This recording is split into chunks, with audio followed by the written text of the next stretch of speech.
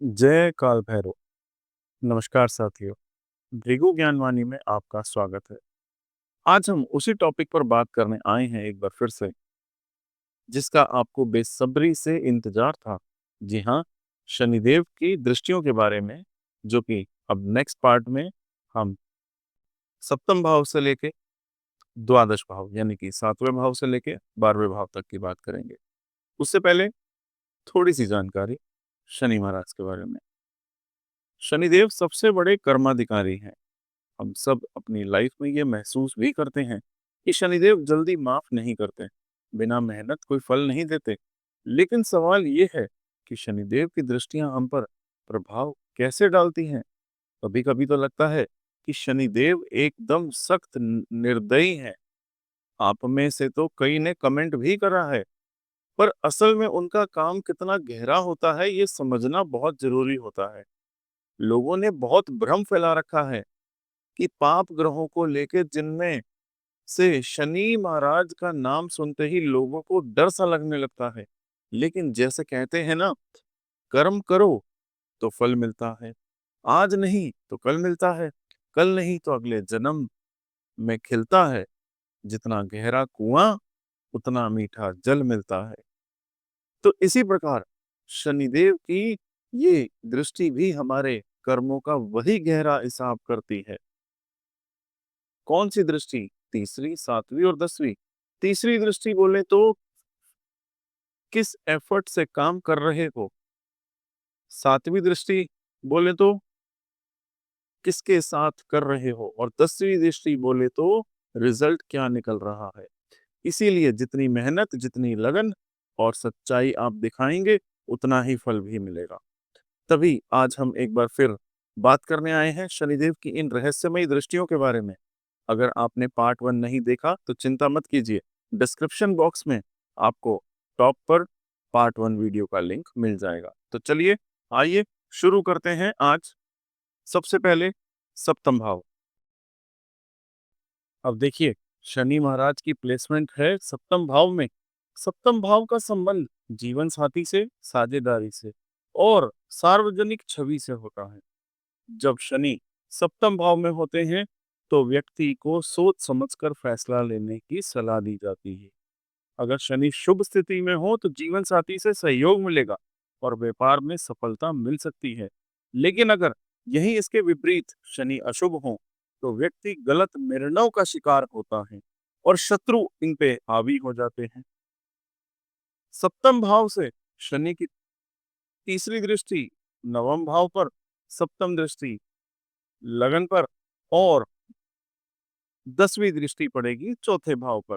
और उन पर क्या असर होगा, आइए डिटेल में समझते हैं। सबसे पहली बात,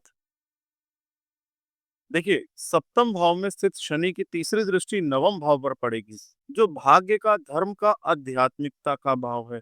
इस दृष्टि के कारण आपको भाग्य का पूरा साथ मिल नहीं पाएगा। एग्जाम्पल से समझिए इस चीज को, कि एक व्यक्ति अगर किसी काम की शुरुआत करता है तो उसे सफलता में देरी मिलती है। धार्मिक कार्य हो या पूजा पाठ में ज्यादा रुचि उसकी खत्म होनी शुरू हो जाती है। शनि यहाँ पर ये सिखाते हैं कि भाग्य पर भरोसा करने के बजाय मेहनत पर ध्यान दीजिए।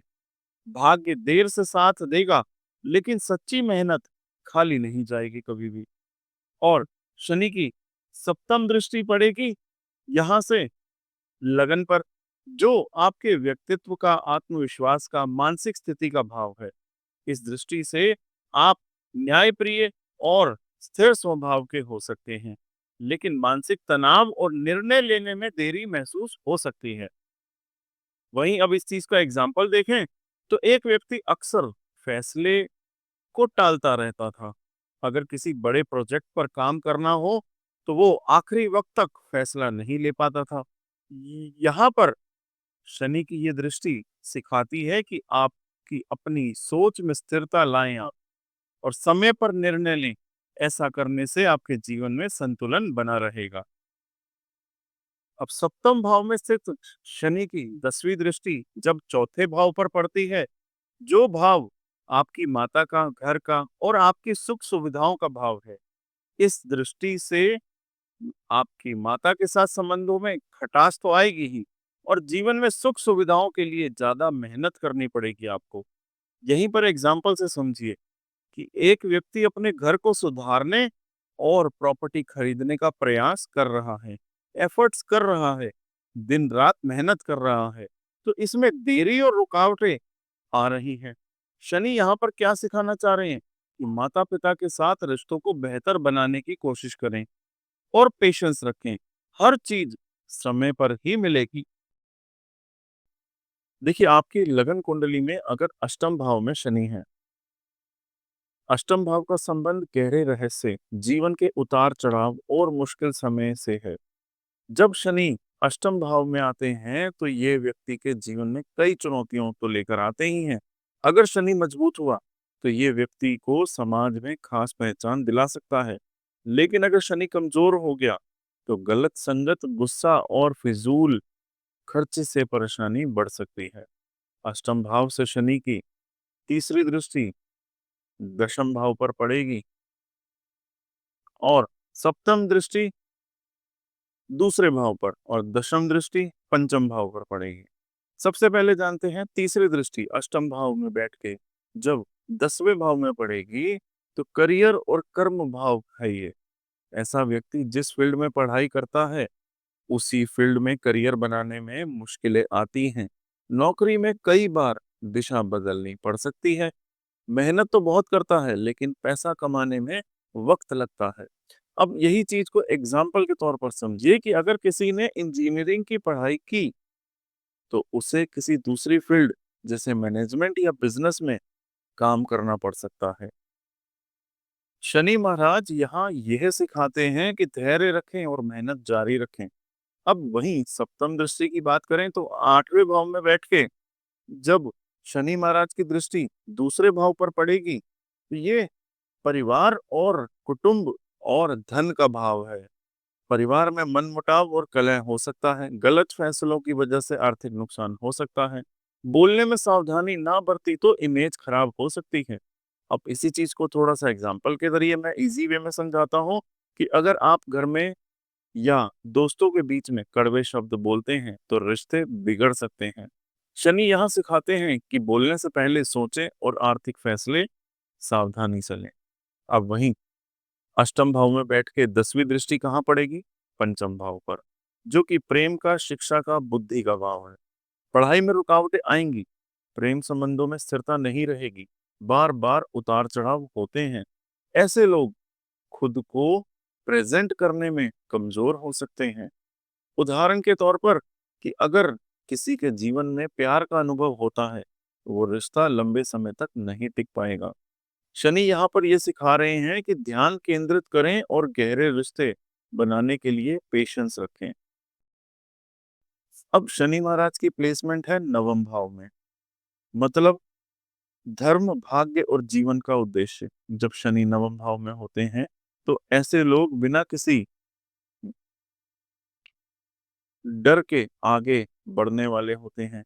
ये लोग अपनी जिंदगी में अच्छे काम भी कर सकते हैं, जैसे धर्म और आध्यात्मिकता से जुड़ी गतिविधियां। हालांकि अगर शनि पर कुछ बुरे ग्रहों का असर हो, तो हालात बदल सकते हैं। अब नवम भाव में शनि की तीसरी दृष्टि का असर कहाँ आएगा? 11वें भाव में। शनि की तीसरी दृष्टि जब 11वें भाव यानी कि लाभ और दोस्ती पर पड़ेगी, तो मुनाफा कभी अच्छा होगा, कभी नुकसान हो सकता है। अगर आप चाहते हैं कि फायदा हो, तो अपनी बातों को हर कदम में साफ और स्पष्ट रखें। बड़े भाई बहनों से विचारों में मतभेद हो सकते हैं, तो इस पर भी ध्यान दें। अब नवम भाव में बैठ के शनि महाराज की 7वीं दृष्टि सीधा पड़ेगी तीसरे भाव पर। तो सप्तम दृष्टि तीसरे भाव पर जब पड़ेगी, तो आत्मबल कमजोर हो सकता है, यानी आप जो काम करने में अच्छे हैं, उनमें भी थोड़ी हिचकिचाहट हो सकती है। छोटी सी गलती का भी बड़ा असर पड़ सकता है, तो ध्यान रखिएगा। अब शनि महाराज की नवम भाव से 10वीं दृष्टि कहाँ पड़ेगी? छठे भाव में, जो कि है रोग, ऋण और शत्रु का भाव। बीमारियां समय समय पर परेशान कर सकती हैं, तो अपना ध्यान रखें। शत्रु आपको परेशान कर सकते हैं, तो अपने कदम सोच समझ कर उठाएं। अब सीधा बात करते हैं उस भाव की जो शनि महाराज का खुद का अपना भाव भी कहलाया जाता है। जी हाँ, कर्म फलदाता तो हैं, इसीलिए उनका ये भाव कर्म का, करियर का, समाज में पहचान का भाव कहलाता है। जी हाँ, मैं बात कर रहा हूँ कि अगर 10वें ही भाव में शनि महाराज बैठे हैं, तो ऐसे लोग बहुत बड़े ज्ञानी तो नहीं होते, लेकिन जो भी जानते हैं, उस पर मेहनत करके अच्छा अनुभव कमा लेते हैं। भाग्य का साथ तो इन्हें मिलता है, मगर शनि पर बुरे ग्रहों का असर हो या दृष्टि हो, तो परिवार का साथ नहीं मिलता और पैसे भी बिना वजह के खर्च होते रहते हैं। अब इनकी दृष्टियों की बात करते हैं। 10वें भाव में बैठ के तीसरी दृष्टि पड़ेगी 12वें भाव में, जो कि खर्च का और मानसिक चिंताओं का है। मानसिक परेशानियों का सामना करना पड़ सकता है। अगर मुनाफा चाहिए तो बहुत मेहनत करनी पड़ेगी।